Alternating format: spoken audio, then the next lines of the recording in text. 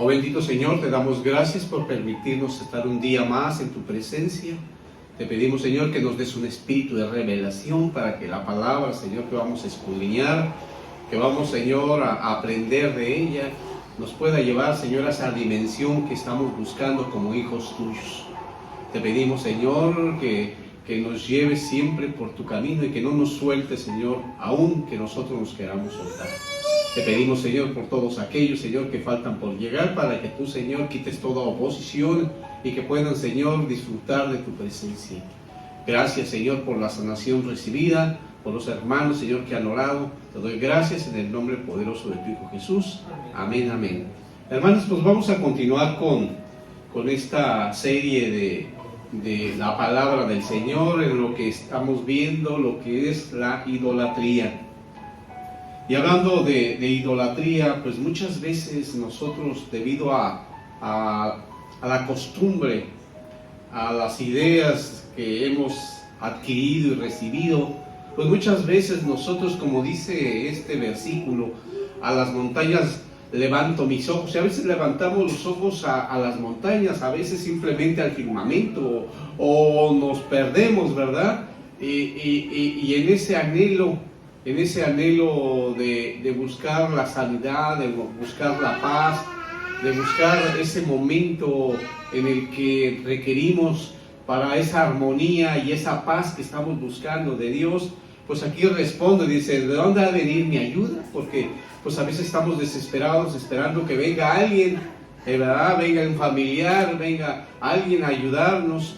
Y dice aquí cómo responde, aquí en el Salmo 121, dice, mi ayuda proviene del Señor.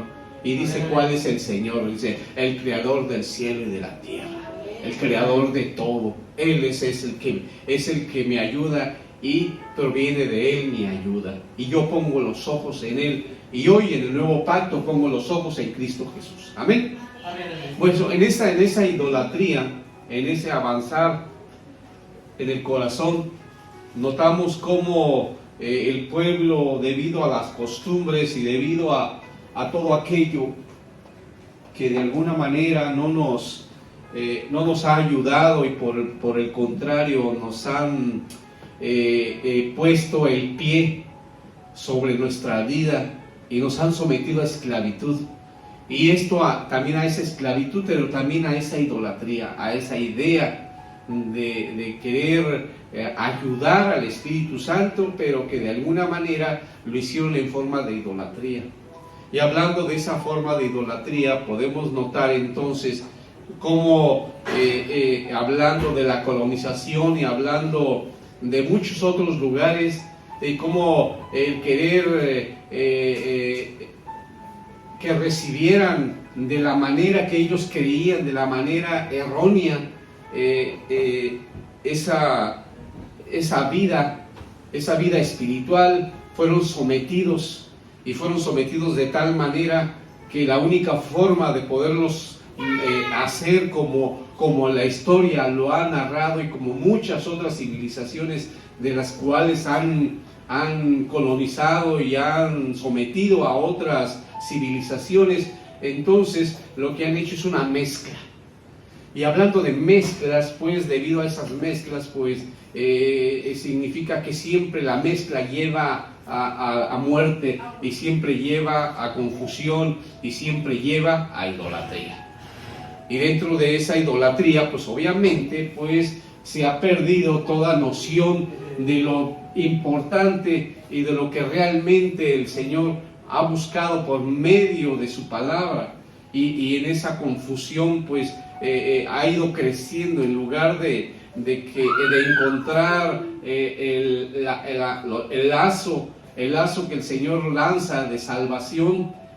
Nos hemos perdido y hemos quedado en una cisterna, como dice Jeremías, ¿verdad? Y entonces en esa cisterna y sabiendo que con esa mentalidad, esperando que alguien nos venga a salvar, y no ponemos los ojos en el cielo, sino ponemos los ojos en los hombres, ponemos los ojos en todo aquel que esperamos que vengan y no el creador del cielo y de la tierra.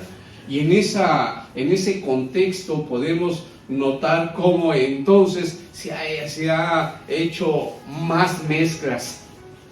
Y hablando de esas más mezclas, pues es más idolatría, ¿verdad? Vemos aquí como a los grupos chicanos, ¿verdad? En Estados Unidos, y cómo han hecho todo una mezcla, pero siempre con idolatrando algo, idolatrándose ellos mismos, idolatrando una vida y no la vida de Cristo Jesús. Y en esa pérdida, en esa confusión del pueblo de Dios, porque declaramos que es el pueblo de Dios, ¿verdad? Que está perdido, ¿verdad? Que está en esa confusión, y Dios lanza pues la luz para que puedan ver y puedan tomar la decisión correcta y no sigan con ese velo que el enemigo ha puesto para que ellos no se puedan confundir y se equivoquen constantemente. Entonces ahora vamos a ver otra palabra del hebreo, y esta es la siguiente, y se llama osep, que viene del hebreo. Es una palabra del hebreo del numeral 6090, y uno de sus significados, hablando de idolatría, de ídolo, pues es el sincretismo, es la mezcla, ¿verdad? Y en ese sincretismo, pues, sin embargo, esto no es nuevo, esto ha aparecido muchísimas veces en el trayecto de la Biblia.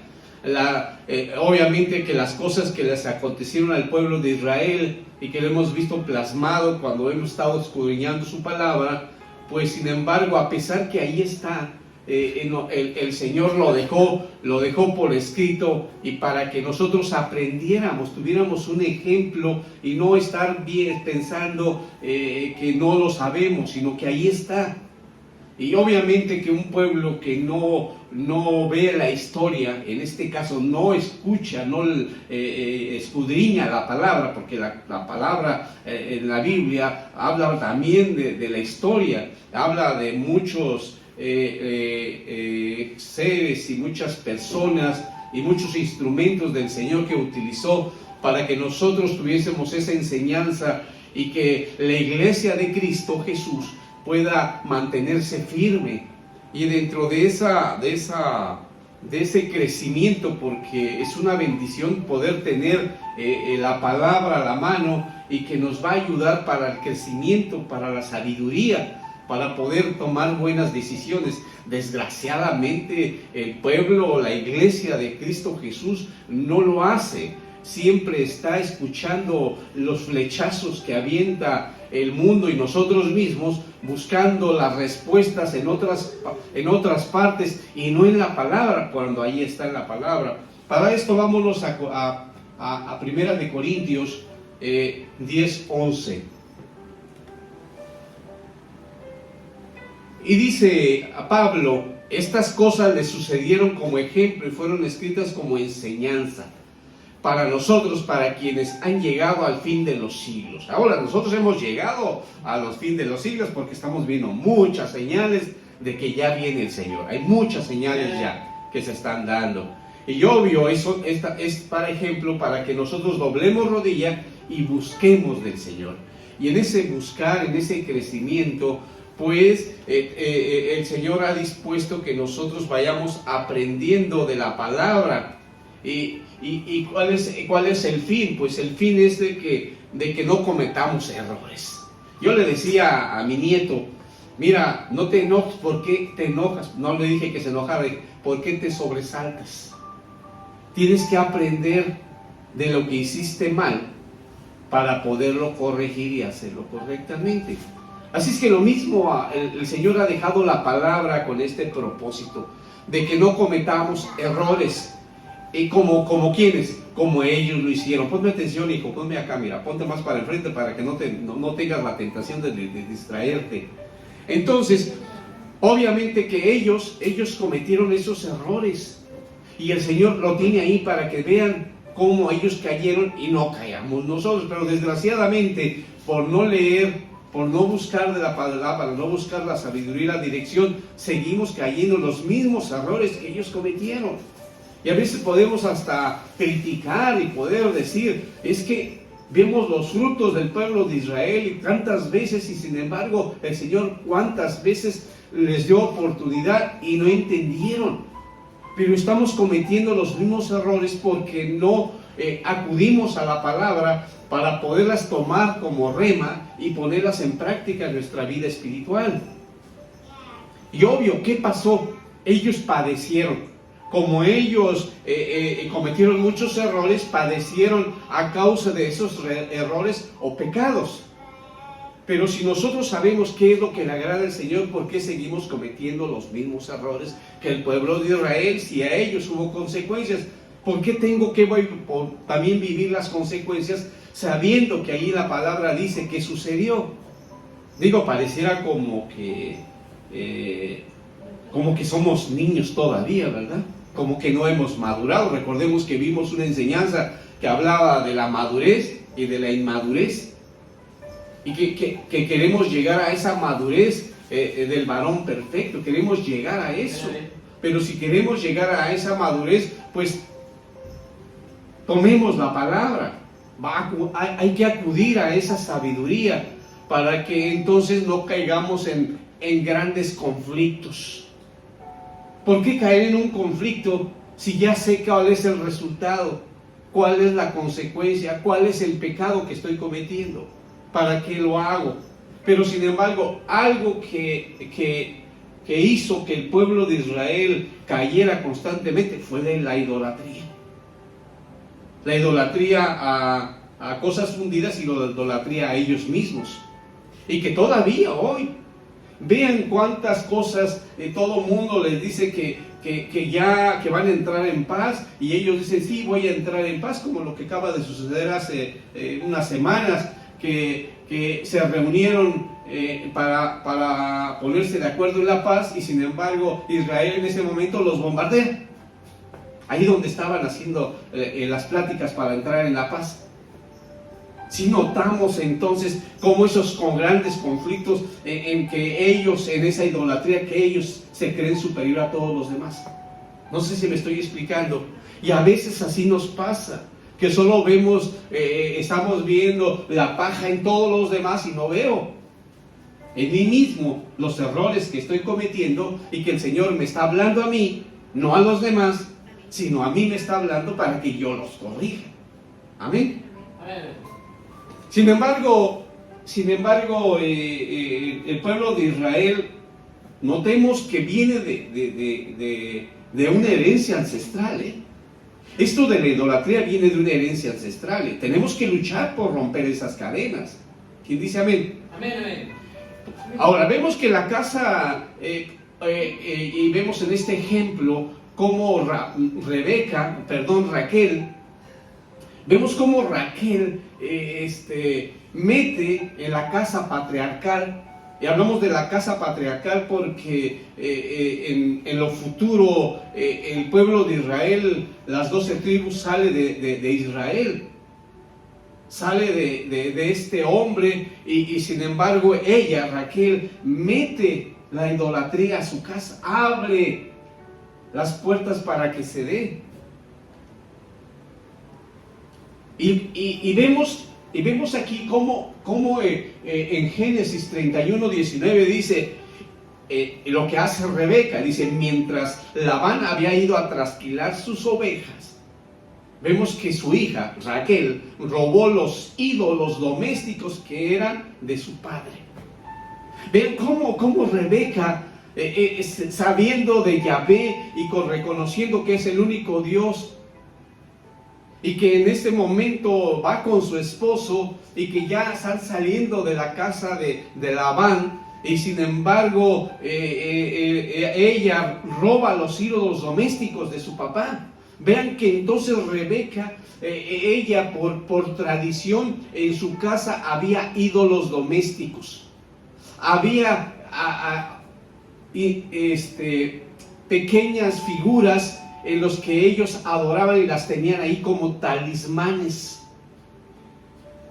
Y obvio que ella aprendió Y él, desde el momento que aprende, pues las lleva a su casa. Vean qué importante es cuando tú te casas y sin embargo, a pesar que te casas, tú no entregas esa idolatría. Que aunque tú digas que tú crees en el único Dios, tú sigues haciendo y sigues llevándote esta parte de idolatría, esta parte escondida. Porque si vemos aquí, déjenme ver, no sé si lo tenga, creo que lo volví a repetir, no, déjenme ver. Me parece que está ahí, me parece que es ahí en mismo Génesis 31, me parece que es el 20 o 21, donde Labán se da cuenta, y entonces Labán dice: hoy, ¿dónde están mis ídolos domésticos? ¿Dónde están mis talismanes? Lo que me trae buena suerte. Que Dios la reprenderá al enemigo. Pero sin embargo, va y los alcanza. Y le dice a este hombre, a Jacob, le dice: ¿por qué te robaste mis ídolos? Y luego vean la maldición. ¿Y qué dice él? Dijo: pues que el que las haya robado, que perezca.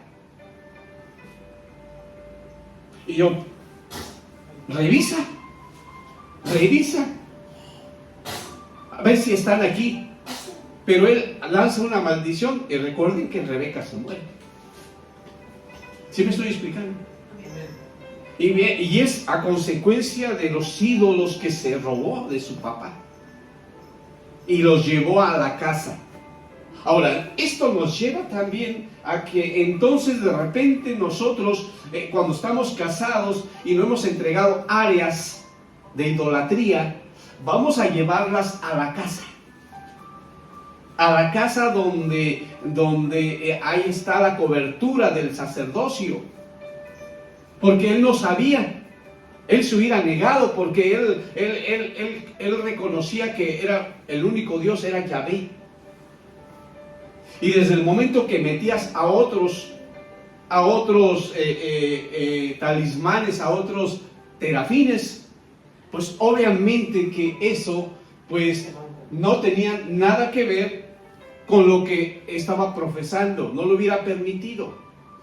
Y a veces puede pasar así. Por eso es importante que nosotros, tanto los que están casados, la esposa o los hijos, que lleven esos ídolos talismanes a la casa.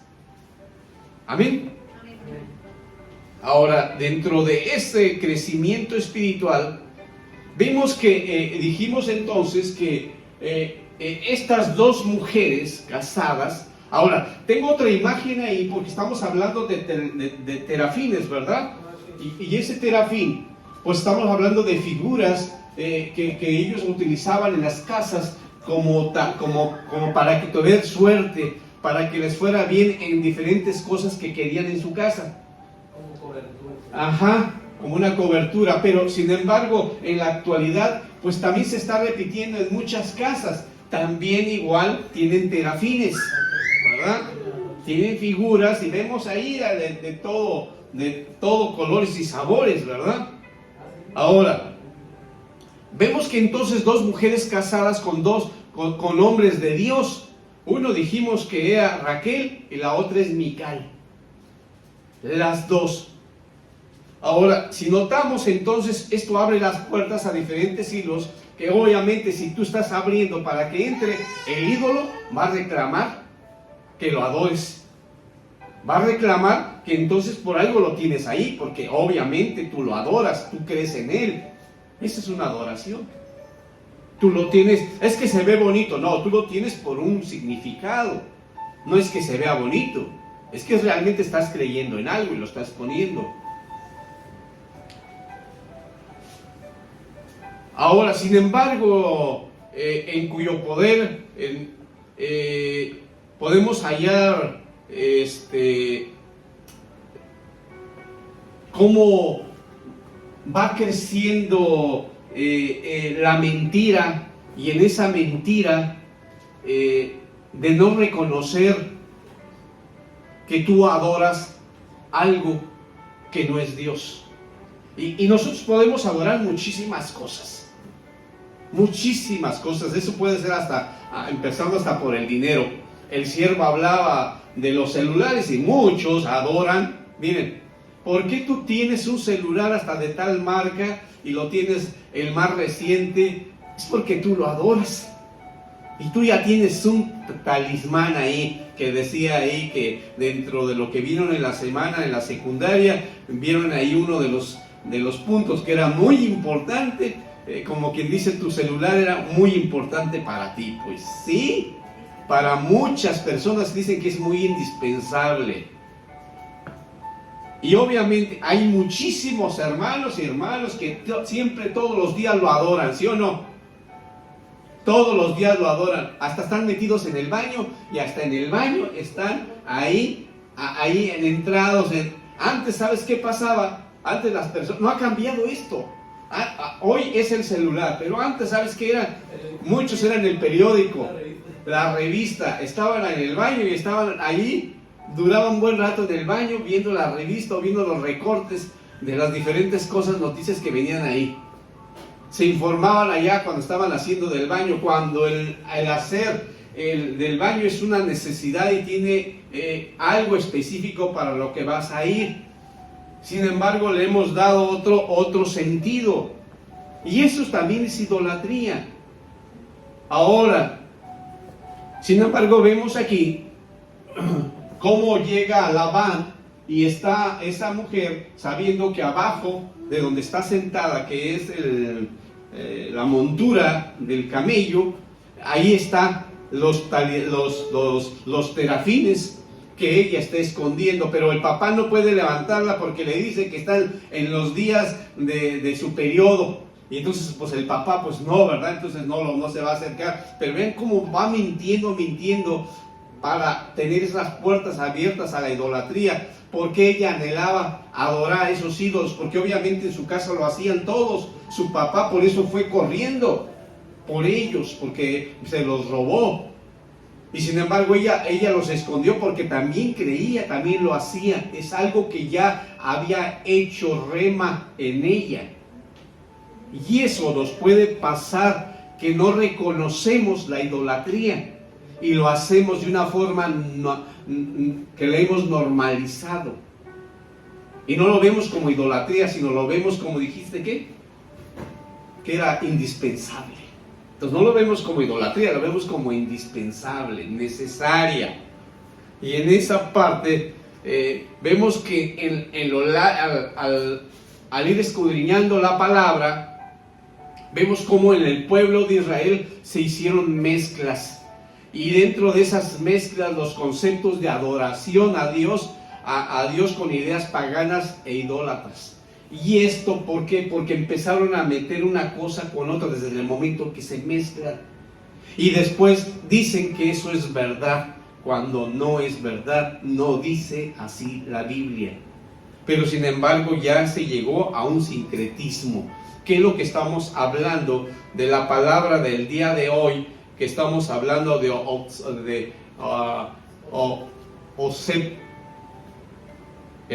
es la palabra sincretismo. Ahora vamos déjenme ver, porque me dice que ya me perdí. Me vas a decir, ahí estás. Vemos que una de estas partes de la mezcla es cuando Moisés, lo vimos ahorita hace unos días, unas semanas, cuando vemos cómo Moisés sube al monte y tarda en bajar, y el pueblo convence a Aarón a fabricar un becerro de oro, y cuando lo terminaron, Aarón proclama fiesta a Yahvé. Vieron cómo hicieron una mezcla, ahí hicieron una mezcla de un sincretismo de lo que ellos creían con lo que creen en Yahvé. Y esto pues lo vemos ahí en el Éxodo 32, 4 y 5. Dice así: y él los tomó de sus manos y les dio forma con buril, e hizo de ellos un becerro de fundición, y ellos dijeron: este es tu Dios, Israel, que te ha sacado de la tierra de Egipto. Cuando Aarón vio esto, edificó un altar delante del becerro, y Aarón hizo una proclama diciendo: mañana será fiesta para el Señor. Vean que hizo un sincretismo ya hizo una mezcla. Ahora, si estamos hablando entonces, dice la palabra que primero que él los tomó de sus manos y le dio forma con buril, e hizo de ellos un becerro de fundición. Ya hicieron, y ellos de alguna manera empiezan a adorarlo y convencen a Aarón, porque Aarón era el responsable era el que estaba a cargo cuando no estaba Moisés. Y sin embargo dice que cuando ya lo convence, ok, está bien, háganlo. Y cuando lo ve terminado, dice que entonces él hace ¿qué? No, dicen aquí que hace un altar. Fíjense bien, un altar delante. Y el altar se lo daban, se lo ponían, sí, a diferentes dioses, pero en sí para hacer el sacrificio, y más ellos, el pueblo de Israel, era para Yahvé. Ahora, si vemos aquí en esta parte, vemos que altar viene del hebreo y es misebech, que es un verbo que significa degollar. O sea que está hablando de sacrificar cuando se levanta un altar. Y dijo que lo hizo enfrente del becerro de fundición. Obviamente que entonces este altar, ahí se ofrecían sacrificios o una fogata, en este caso dedicada a un dios. Los altares fueron usados por casi todas las naciones antiguas, y solo en los templos, y no solo en los templos, sino también en los santuarios al aire libre, como ahí. Y vemos que en esta parte algunos estaban hechos de piedra, como en este caso. Déjenme ponerlo. Vemos que está hecho de piedra. En otros, por ejemplo, como en el caso de Petra, que era un lugar que pues por su nombre era lleno de rocas, ¿verdad? Lleno de piedras. Pues ellos, ¿qué hacían? Buscaban una piedra que más o menos se pudiese utilizar como un altar donde pudieran sacrificar, pero que a la vez lo pudieran cargar y lo pudieran trasladar al lugar que ellos iban a hacer ese sacrificio. Ahora, otro ejemplo, entonces dijimos que es en la casa de dioses, y esto lo vamos a ver en Jueces 17, y vamos a ver a Micaías, y vamos a ver ahí Micaías cómo él lleva ídolos, y tan es así que lleva ídolos que después se le llama la casa de los dioses. Vamos entonces a Jueces 17. Vamos a leer todo el capítulo. Dice así. Dice: y hubo un hombre del monte de Efraín que se llamaba Micaía, el cual dijo a su madre: los 1100 siclos de plata que te fueron hurtados, acerca de los cuales maldijiste y de los cuales me hablaste, he aquí el dinero está en mi poder, yo los tomé. Entonces la madre dijo: bendito seas de Jehová, hijo mío. Y él devolvió los 1100 siclos de plata a su madre, y su madre dijo: en verdad he dedicado el dinero a Jehová por mi hijo, para hacer una imagen de talla y una fundición. Ahora pues yo te lo devuelvo. Mas él devolvió el dinero a su madre, y tomó su madre 200 siclos de plata y los dio al fundidor, quien hizo de ellos una imagen de talla y una fundición, a la cual fue puesta en la casa de Micaía. Y este hombre Micaía tuvo casa de dioses e hizo efod, terafines, y consagró a uno de sus hijos para que fuera su sacerdote. En aquellos días no había rey en Israel y cada uno hacía lo que bien le parecía. Y había un joven de Belén de Judá, de la tribu de Judá, el cual era levita y forastero allí. Este hombre partió de la ciudad de Belén de Judá para ir a vivir donde pudiese encontrar lugar, y llegando en su camino al monte de Efraín, vino a la casa de Micaía, y Micaía le dijo: ¿de dónde vienes?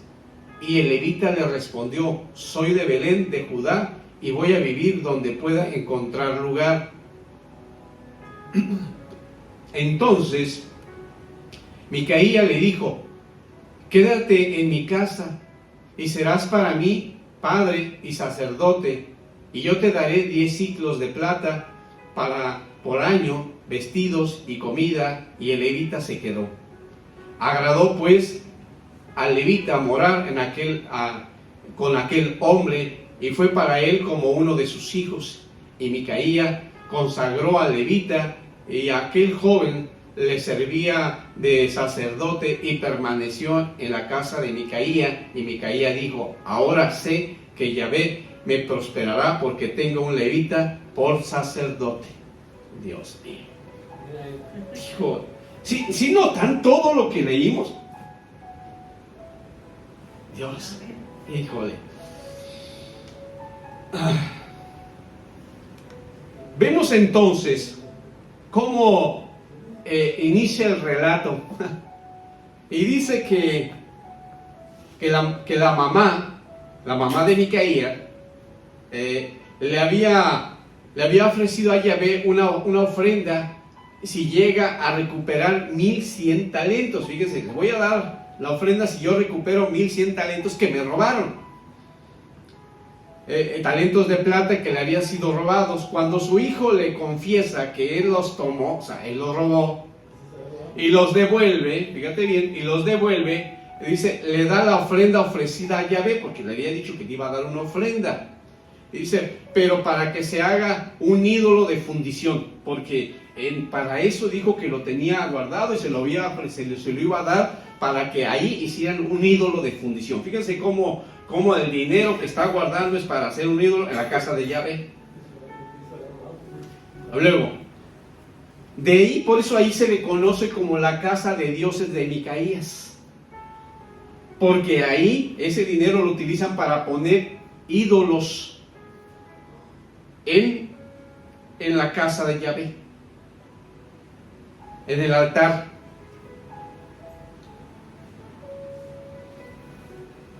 Luego, dice que entonces él nombra a su hijo como sacerdote. Pero obvio que su hijo pues no sabe nada. Y ya usurpó. Pero dice que entonces por ahí venía un levita que andaba buscando un lugar. Y entonces este levita, él le ofrece quedarse. Entonces este levita ahora ministra en la casa de Yahvé. O sea que uno de la familia consagrada para el trabajo en el tabernáculo de Moisés, hoy, ¿qué hace? Ahora va a ministrar en la casa de Micaías, donde se ha levantado casa de ídolos. Pero vemos entonces con este ejemplo cómo el pueblo de Israel, el pueblo de Dios, el pueblo de Yahvé, también tenía la tradición, pongámoslo así, tenía la tradición de que también adoraban y le sacrificaban a otros dioses. Ya vimos los dos ejemplos de Raquel y de esta, ¿cómo dijimos? Esta mujer, la esposa de... No, era Rebeca, y la otra era la esposa de David. Micaías, no. Mical. Amén, gracias. Mical. Ok. Mical, recordemos que también tenía un terafín, recuerden que le ayuda a escapar a David, y luego en la cama acuesta al terafín y lo hace pasar como que está David dormido, pero era un terafín. Ella también adoraba. ¿Ok? Entonces vemos aquí. Ahora, vemos que también en este crecimiento, pues obviamente que notamos que hay una confusión. Hay una confusión que podríamos decir viene desde esos tiempos del pueblo de Israel. Desde entonces vienen mezclas y viene confusión. Pero que esta confusión se ha convertido en una obstinación. ¿Una obstinación a qué? A la desobediencia de Dios. Así es que estamos normalmente, ¿qué ha pasado con el pueblo, con la iglesia del Señor? Pues la iglesia del Señor pues ha sido obstinada porque no obedece la palabra de Dios. Ahora, si notamos que la palabra obstinación va más allá de la simple terquedad. Fíjate bien cómo una persona obstinada es mucho peor que terco.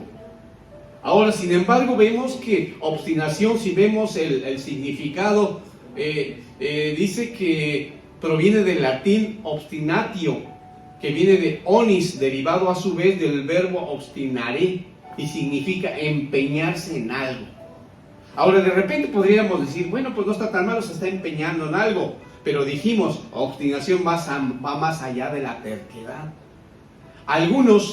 En algunos dice que consideran como sinónimo obstinación con pertinacia o porfia y terquedad. Sin embargo, sí hay diferencia, aunque hay unos autores que lo ponen con ese sinónimo.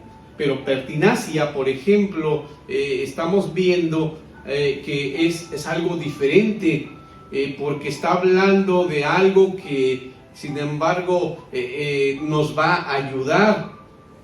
Por ejemplo, pertinacia comparte con la obstinación la idea de firmeza y constancia. Es lo que ellos lo confunden, porque esta obstinación es una firmeza, una constancia, pero se asocia generalmente a una cualidad positiva, a una búsqueda de un objetivo noble y valioso. Entonces, de repente, por ejemplo, nosotros podemos tener pertinacia, y no es que estamos en esta parte de ahí que buscamos del Señor y buscamos de Él, y no dejamos que nada nos impida buscar de eso valioso, de eso único en nuestra vida. Sin embargo, la terquedad es otra cosa. Si vemos entonces, al ir avanzando, cómo de repente podemos ser obstinados, aún estando niños, podemos ser bien obstinados y estar ahí que no queremos hacer las cosas porque somos muy desobedientes. Y aquí habla obviamente de la desobediencia a Dios, pero empezamos a ver que desde niños podemos ser obstinados, podemos ser tercos. Vamos a ir aprendiendo lo que yo les hablaba ahorita de esa pertinacia, que realmente nos va a llevar a algo realmente que al Señor le agrada, mantenernos firmes, pero no en terquedad, no dijimos ser obstinados. Porque sin embargo, de igual podríamos decir, pues somos obstinados en querer, que no queremos ayuda, pero ya lo vimos, el siervo lo dijo hace rato, de cómo estamos en el orgullo. Y el orgullo tiene que ver, recordemos que tiene que ver con la idolatría a mí mismo, que no quiero ayuda, que me ofrecen ayuda y digo que no, o digo que sí, pero de todos modos yo hago lo que me pega la gana. Porque a veces yo digo sí, pero de todos modos yo sigo haciendo lo que yo quiero. Cedí, pero en el fondo no me gusta, no me agrada. Que a veces necesito ayuda, necesito apoyo, y sin embargo estoy enojado porque no vienen y me ayudan. Pero ya que vienen y me ayudan, les digo que no, que yo puedo solo, que me dejen, ¿verdad? Porque el Señor y yo puedo, pues me da la fortaleza y todo lo puedo en Cristo que me fortalece. Y cómo de alguna manera estoy blasfemando lo que realmente el significado de la palabra. O simplemente estoy tan obstinado que cierro mis oídos. No me pongo los así, pero no importa lo que me digan, yo voy a hacer lo que quiera. Sí, me entra por un oído y si va a salir de mi boca, está bien, ajá. Vamos a orar. Y hasta te pones a orar. Pero vas y haces lo que tú quieres. Porque tú ya tomaste una decisión de para ti qué es lo que importa. Que para ti tú lo vas a hacer, tú no vas a cambiar. Digo porque esto lo hemos visto muchas veces con muchos hermanos y hermanas. Hemos estado aquí, hemos orado y van y hacen lo que quieren. Y no en lo que quedaron. Porque a veces hasta quedaron, hasta abrieron la boca y dijeron, sí, yo entiendo, sí está bien, ok, lo voy a hacer. Y no lo hacen. Llegan a su casa, llegan al momento, hasta en el carro, y ya van echando así, que no escuchan nada, simplemente lo que ellos tenían y lo van a hacer, porque estamos hablando entonces de esa idolatría, de esa obstinación. Ahora, hablando de porfia implica una insistencia a menudo molesta o inoportuna en una opinión o petición. A diferencia de la obstinación, la porfia puede ser superficial y ceder con la mayor facilidad. O sea que de repente como que sí y no, y a la vez de repente sales con lo que tú quieres hacer, de acuerdo a la opinión, me vas a cambiar, pero ahí estás, como quiera que sea, todavía no llegas a la terquedad, ¿verdad? Ahora, la terquedad, pues estamos hablando de algo, es la forma más negativa de la obstinación, denota una tosudez irracional e inflexible, una resistencia al cambio basada en el capricho o la necedad. Y lo hemos visto, no importa que le estamos hablando de la palabra, no importa cuántas veces estemos orando, no importa cuántas veces le muestres las consecuencias y los riesgos y lo que vas a perder y que todo lo que has construido, todo lo que el Señor te ha dado en bendición, no te importa. Hay un capricho, una necedad que tú quieres que se haga como tú tienes tu idea y así debe de ser. Estamos hablando de esa terquedad.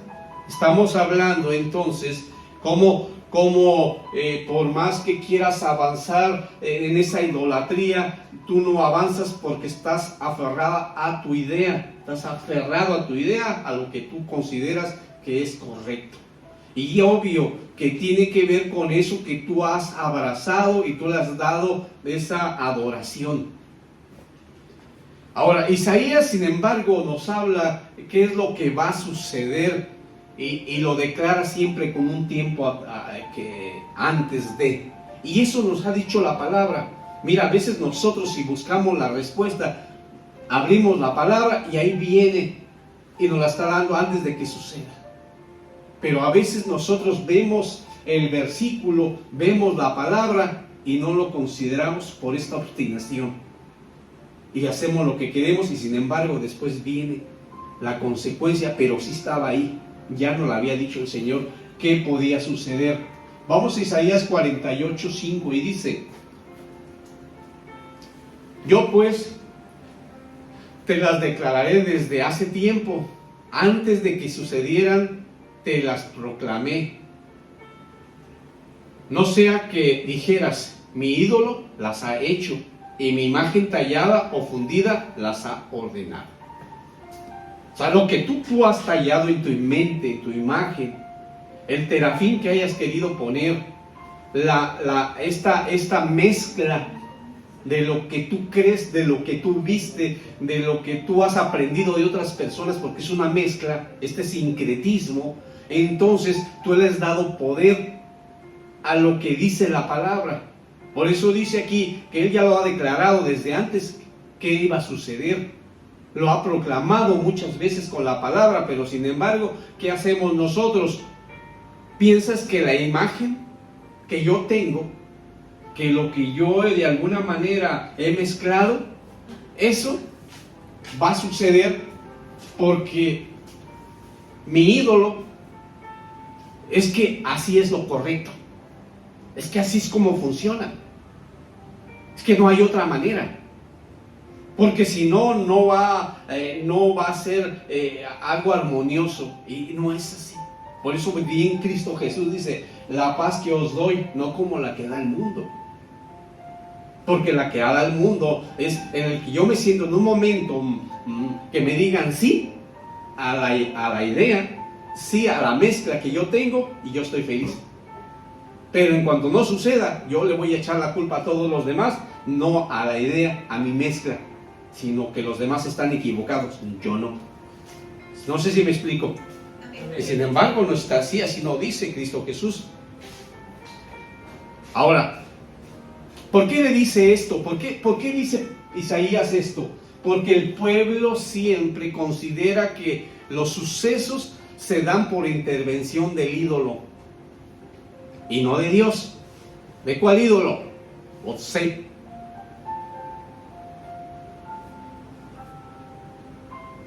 Y muchas personas que todavía tienen muchos ídolos.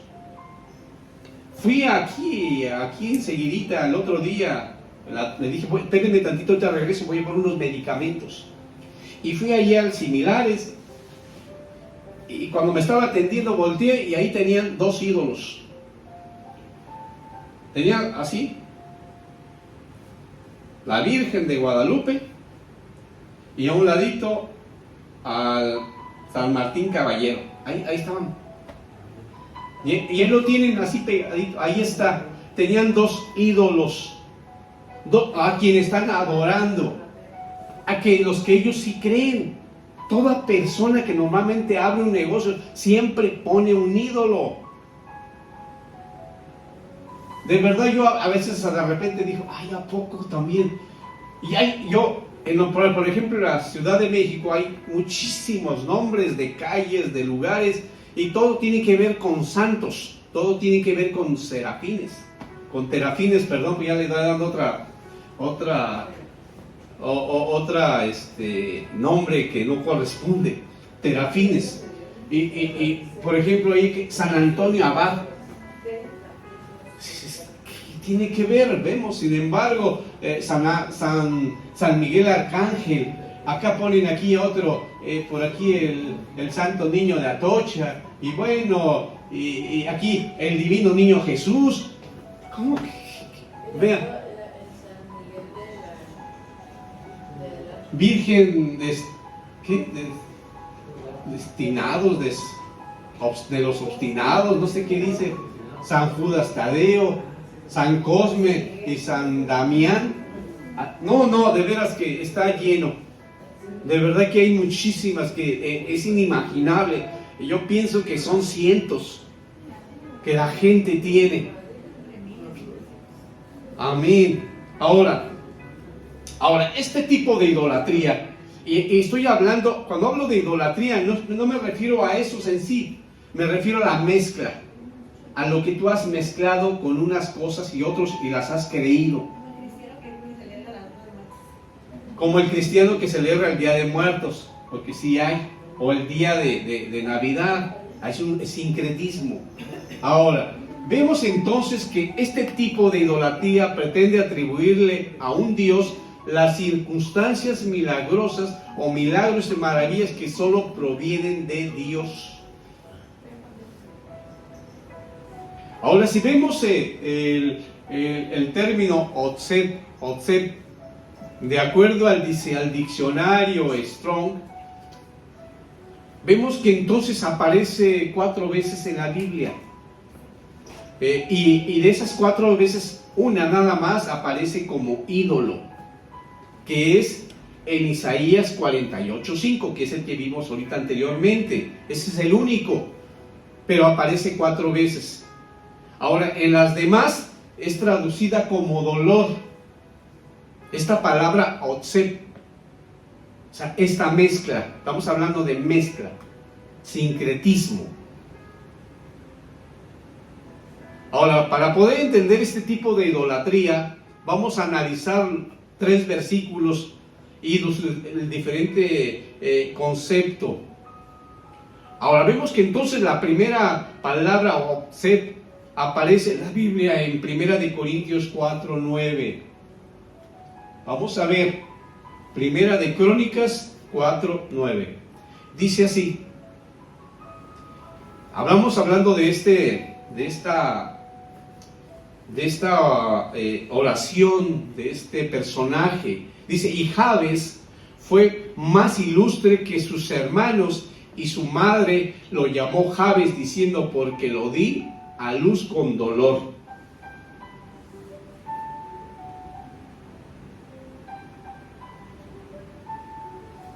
Notemos entonces que estamos hablando, que la palabra Obsed está hablando, el significado es dolor.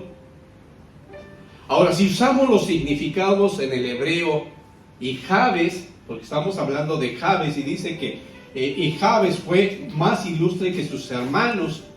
Bueno, entonces podríamos decir que Jabes, ilustre, y dolor tendrían que escribirse de diferente manera. Vamos a ver cómo lo escribiríamos. Vamos a ver, entonces si lo escribiríamos así.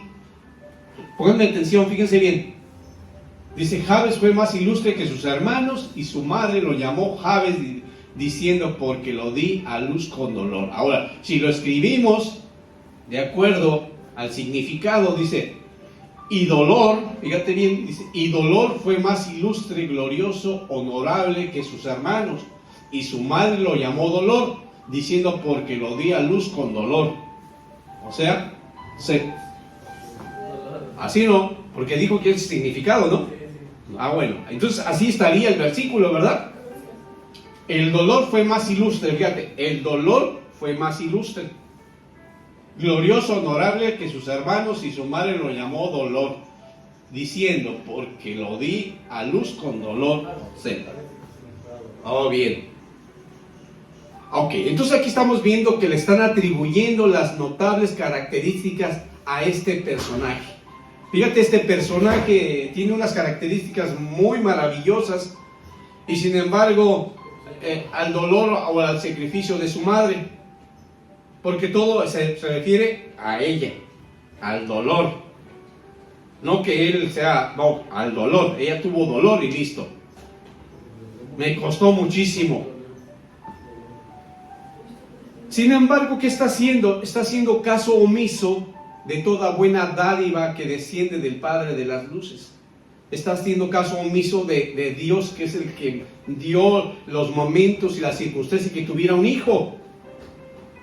Sin embargo, ella lo pone como que él fue un sacrificio de ella, porque tuvo tanto dolor. Pero fue por ella, no por él. Por eso es el dolor, que realmente el dolor es honorable y es glorioso.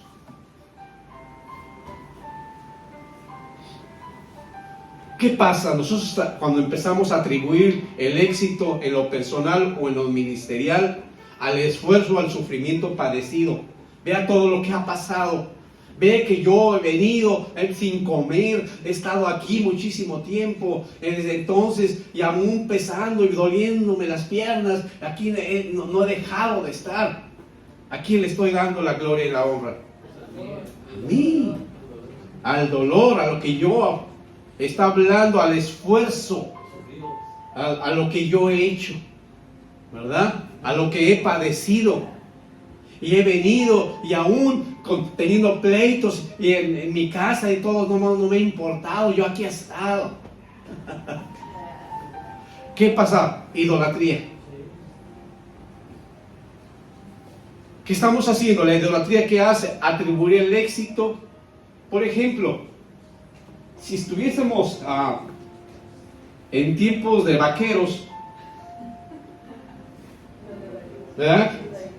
Y que entonces resulta que tienen que ir por el médico, o tienen que ir a alcanzar el tren, y resulta, ahí va, y entonces le da el éxito al jinete y al caballo que lograron hacerlo. No fue a Dios que permitió que estuviese bien el tiempo, que no hubiera nada, algún obstáculo ni nada, sino el jinete, la habilidad del caballo que era rápido y el jinete que lo sabía dirigir. O aquel que tiene el carro y que entonces fue a conseguir lo que se requería y que gracias a él pudo rescatar a la persona porque contiene una habilidad en el volante y trae un carro que es deportivo. O sea, ¿a quién le estamos dando atribuyéndole el éxito? A la persona y al carro, a la persona y al tren, a la persona y el caballo. Bueno, y entonces cuando no, la acción viene por medio del Espíritu de Dios y no se las está dando uno. Amén. Amén.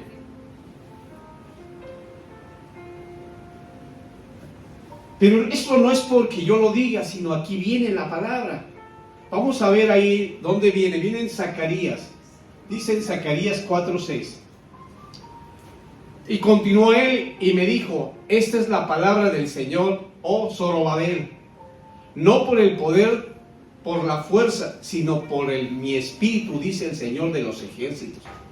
O sea, no es por lo que tú hagas, no es por tu fuerza, no es porque tú seas, híjole, maravilloso, no, dice, sino por mi espíritu, dice el Señor de los ejércitos. Vamos a ver ahora el tercer versículo que aparece en la palabra Opse. Y para esto nos vamos a ir a Isaías 14:3. Y dice así: y el día en que el Señor te dé descanso de tu dolor, de tu desesperación y de la dura servidumbre a la que fuiste sometido. Otra vez viene dolor, ¿ves? Deja ver entonces en este versículo quién es nuestro reposo del dolor. Dice el Señor. Pero ¿qué pasa cuando nosotros, en lugar de declarar que nuestro reposo recae en el Señor, y en lugar de eso le atribuimos a algo o a alguien el alivio de nuestros dolores? Esta es una forma de idolatría. Y por ejemplo, puedo decir, es que gracias a que el médico, ¿verdad?, gracias a que me dio ese medicamento, ya estoy sano. Pero tú estás atribuyéndole a algo el alivio de tu dolor, y no a Dios. No recae en él. Ahora, que Dios, le decimos gracias, Señor, por darle, Señor, la dirección a ese médico para que me diera lo que tú, Señor, has puesto para que yo pueda estar tranquilo. Sino que nosotros le estamos dando la idolatría a algo o a alguien. Otro puede ser también cuando entonces le damos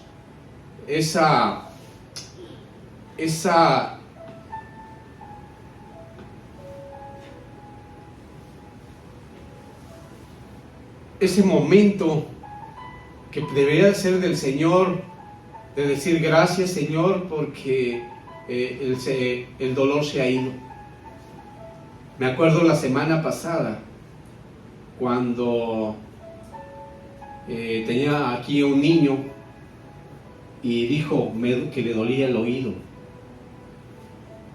Le pregunté yo a su tía y su tía dijo: es que le duele el oído. Entonces yo me paré, le puse mi mano en su oído y oré por él. Y al rato le pregunté: ¿se te quitó el dolor? Y me dijo: sí. Y le dije: mira, por la fe de ese niño, el Espíritu del Señor trabajó en él. Porque luego dijo su tía: uy, ya se le olvidó que le dolía el oído. No es que no se le olvidó, es que ya se le quitó. Pero ¿qué pasa a veces nosotros? Fíjense que a veces ha pasado que nosotros Le damos la gloria y la honra no a Dios, sino a veces a la persona, y es que es a Dios. O a veces también vemos otro ejemplo, que a veces nosotros queremos que alguien en específico ore por nosotros. Y si no es alguien en específico, nosotros no creemos que se va a dar la sanación, porque no oró tal o cual ministro. Simplemente entonces le estamos dando la gloria y la honra a la persona, a un ministro, y no a Dios. Cuando no importa cuál ministro ore por nosotros, el que está haciendo la obra es el Espíritu Santo. Amén. Amén. Y entonces, obvio que hay quienes así es que yo quiero que ore fulanito de tal, vengo para que ore por mí. Pero si alguien está en ese momento ahí y dijo, hermano, déjame orar por ti, es que yo quiero que me ore el ministro tal. Entonces no le estoy dando esa honra al Señor. Simplemente yo quiero que tal o cual que tiene el don de sanidad, que ore por mí. Sí tiene el don de sanidad, pero también otro hermano puede orar, y si yo estoy creyendo y yo le doy la gloria y la honra a Dios, me lo quita. ¿Sí me explico? A lo que yo me refiero es que yo en ese momento oré, pero pudo cualquier otro haber puesto, para haber separado y haber orado por ese niño, y también se le hubiera quitado, porque no soy yo, fue el Espíritu de Dios. Amén. Bendito Señor. Ahora, ¿qué está sucediendo? Pues obviamente que en el pueblo de Dios está cayendo esta tipo de idolatría. ¿Por qué? Porque se olvidan de los dones. Dice que los dones son muchos, pero sin embargo solo es uno, el Espíritu Santo, el que los da, el que hace que se dé. Amén. Vamos a ver otro salmo que tiene que ver con esta idolatría que estamos viendo el día de hoy, y este es el Salmo 139, 24.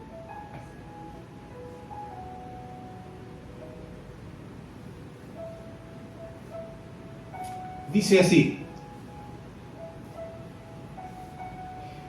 y ve si hay en mí camino de perversidad, y guíame en el camino eterno. Fíjense bien, fíjense aquí. Dice, ve si hay en mí camino de perversidad y guíame en el camino eterno. Híjole. Entonces vamos que una de las acepciones de perversidad es corromper las costumbres y el orden. Y entonces cuando en ti hay perversidad, ¿tú qué haces? Corrompes las costumbres y el orden. Si Dios está mandando algo, ¿tú qué haces? Las corrompes. Hay perversidad, tú corrompes. Pero curioso, dice aquí, ve si hay en mí camino de perversidad. Yo te pregunto, ¿por dónde andas? ¿Qué andas haciendo? ¿Cómo es que le dices al Señor que ves que hay en mí, si tú ya sabes que sí hay en ti? Si tú estás haciendo cosas que no le agradan a Dios. Y dice, guíame en el camino eterno, porque andas ahí que ahora quieres que te guíe por el camino eterno si tú no estás arrepentido. Y sin embargo usted está diciendo, ve si hay en mí camino de perversidad. Dime, ¿con quién andas? Yo a veces les pregunté en la semana que vimos lo que era la iniquidad y la maldad. Y obvio que sí sabemos con quiénes nos juntamos, con qué escuchamos, qué vemos. Y si son cosas que no le agradan a Dios, oye, que ando metido en qué, en esa perversidad. Y dije, ¿qué perversidad tiene que ver con corromper las costumbres? O sea, corromper lo que Dios tiene para mí.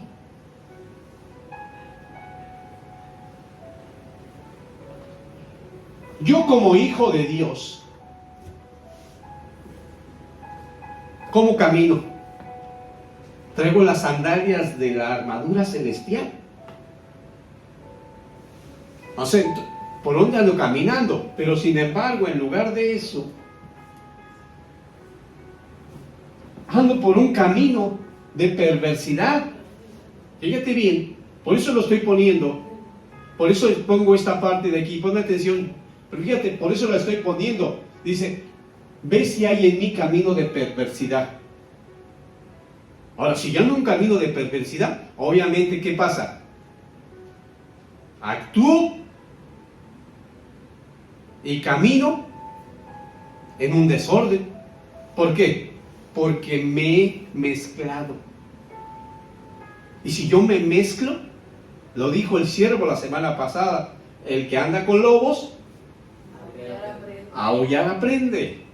Pero ¿por qué andas ahí en ese camino de perversidad? Si sabes que no, tú eres cordero. ¿Cómo ahora resulta que andas aullando si tú eres cordero? Pero sin embargo, ¿quieres aprender a aullar? ¿Qué andas haciendo con un lobo? Tarde que temprano te va a matar. Pero si tú sabiendo que cada entonces, ¿cuál es tu camino? En tu camino hay un desorden. Y sin embargo le dices a Dios, Señor, checa a ver si ando por camino de perversidad. Pues por favor, si andas con lobos, por favor. Si el que tienes que decidir salir de ahí eres tú, porque estás creyendo en mí y sabes que eso no me gusta.